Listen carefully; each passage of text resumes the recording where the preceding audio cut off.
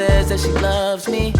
Isn't it lovely when the one you're lusting is the one you're loving? Sad news, Bomani Jones's Game Theory has been canceled, along with a lot of some of your favorites on ESPN being fired, including Jalen Rose and Matt Kellerman and others. And I just think about, I wanted to have this conversation. It's probably a longer conversation. Maybe we'll have some of it tomorrow. Maybe we'll sprinkle it throughout, because it ties back into the conversation we were having in the first hour about value, right? In 2018, when Bomani got his show, Game Theory, he said, let me see if I could read the clip here. Where's the clip? Oh, he said, if the first thing they say about our TV show is how smart it is, we are all going to get fired. This is what he told The Ringer in 2018. He says, smart is only something people dig if it provides them some sort of value. So me being smart for its own sake, they don't really go anywhere. He was saddled with poor ratings, very, very poor ratings. So that's how you get canceled, right? But again, it goes back to our appetite and our taste. And let me just fully disclose, I really didn't tune in to Bomani Jones's show. I love Rod, who's on the show, who's one of the writers. Rod is part of this family now. And I'm talking about Rodimus Prime, Roderick Morrow, who was one of the writers who unfortunately lost his job as well. But I feel like, television has become such a performing space. And maybe it's always been, but I just feel like there's very few, and I'm not saying Bomani didn't have authentic conversations, because some of the clips in the back and forth, I saw that, the little fight with Jake Paul and one of the Pauls was cute. But I'm like, what are we feeding people? And I felt this way when I was a commentator on CNN for those number of years with Paula Zahn, when I was also on MSNBC as a paid contributor for 3 years. I felt like this space is more WWE than it is providing a service for people, which is what news should be, which is what even sports news should be about, giving us some greater insight into a topic. I grew up on the Sports Reporter with Mitch Albom. I couldn't stand Mike, what the hell is his name? I can't even think of his name, even though I worked with him for a few years. I hated him on that show, but Mitch Albom was my dude on that show. And they would, bring in different sports guys, but these guys knew what the hell they were talking about. There was not a single person on that panel that didn't have years in them streets.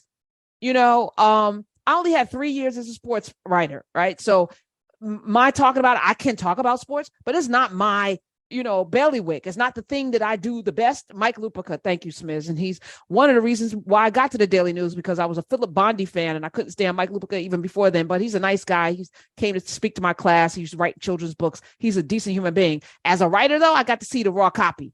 And it gave me confidence. I'm going to let you know. Sometimes when you get that computer and see people's raw copy, you go, oh, this is smoke and mirrors. Thank you. Okay, I have a shot at this. Yes, sometimes you just need to know. Oh, you don't have to be a good writer. Okay, this is amazing. Okay. You just got to be bombastic. To that point, there was a great column on Deadspin written by Karan Phillips on this. It centered Bomani's show being canceled, but it then goes into Dan Le Batard, who, that's where I first saw Bomani. He was on Dan's show with his Poppy, and that was a fun show too. That was a lot of fun. You can have fun and inform. Like these things are not mutually exclusive, and I think the best informers are funny, or at least have fun with the content, But it's all performance now.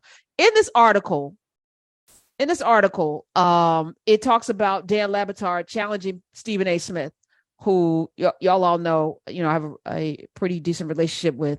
I'm gonna play the clip, and then I want to have a conversation, and we'll take some calls. Play it.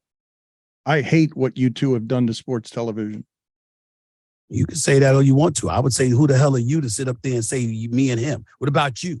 Where the hell were you, living under a rock, teaching at Miami U? You were a part of it too. You ain't innocent. I'm talking about all the imitators that you have birthed. All of the imitators that are all over the place, thinking without the journalism credentials that the point of all this is to turn it into an argument on television. So what are your thoughts? And y'all participate, right? And I listen. That's the formula for success. The fighting. I stayed on MSNBC for 3 years because I'm real good with clapbacks. I've lost my contract on MSNBC when I no longer would participate in the. I was like, this is not my area of expertise. Why do you have me arguing with somebody? I'm not even into this left-right politic. You put me on politic thing. You're having me as I'm not even wedded to this Democratic. It's not who I am. And matter of fact, I'm going to say some things and make y'all real uncomfortable, which I did at some point. They didn't like me saying that, what's his name, wanted to be president of Caucasianistan. They didn't like that. But Jon Stewart liked it, and Larry Wilmore turned it into a whole segment on his show. But that was the end of my career on television because I apparently pissed off somebody at the top. That said, this is what we're consuming, which is why I don't put a lot of faith in CNN, MSNBC, or Fox to get it right, because they are driven by your algorithms. They are driven by ratings. They are driven by you tuning in. So they have to keep your attention. The beauty of SiriusXM is we're not Nielsen rated. I have no idea how many of y'all are listening. There's no ratings book. There's no hierarchy here. They could not like me and get rid of me. There doesn't have to be any metric that your show is successful or not. I don't know. I only know when I go out in them streets, I know how successful it is, but I'm not driven by ratings. So ratings are everything, right? So newspapers now need your algorithms. The magazines need your algorithms. So they're going to give you a headline that will draw you in. It's why the Shade Room is so big, right? Because they're going to give you a headline, TMZ. And now what happens is we're chasing this thing as opposed to being informed, being educated, which is something different, being, tapping into our better angels. None of that is part of the game. It's all about the fight. And what Dan Le Batard rightfully said is, now we have Stephen A. has an illustrious career as a journalist. I watched him go from high school sports, college sports, to then Philadelphia Inquirer, and on and on. He has a career that he can say, I was a journalist. You got folk on TikTok that are now, because they have 1 million followers, they got a microphone. They brought up the guy, who did I interview? Emmanuel Acho, who I had to gather up out of here because I was like, this guy has no depth.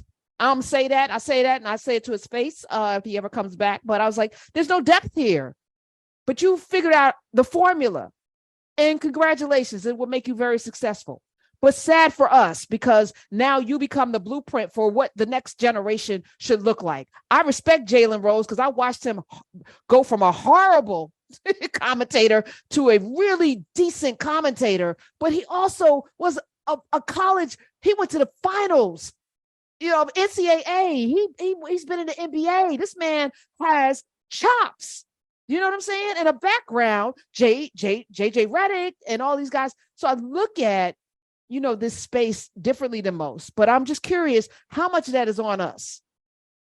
Because we're being manipulated, but we also are willingly going in and having these fights with the people and yelling at So what Dan Le Batard, Skip Bayless should be nowhere near anybody's television talking about anything sports related with his deficient ass, his mediocre deficient ass. But he provides, the racism, just enough for you to be mad and yell, and just enough for the other side to go, yes, the haterade that he spews just out of the left corner of his ass.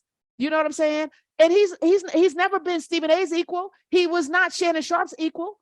But why does he always have a job getting paid all this money? Because he's like WWE. He provides the foil. If our sports consumption and our news consumption is boiled down to a this versus that, it's no wonder why our society is so damn dumb.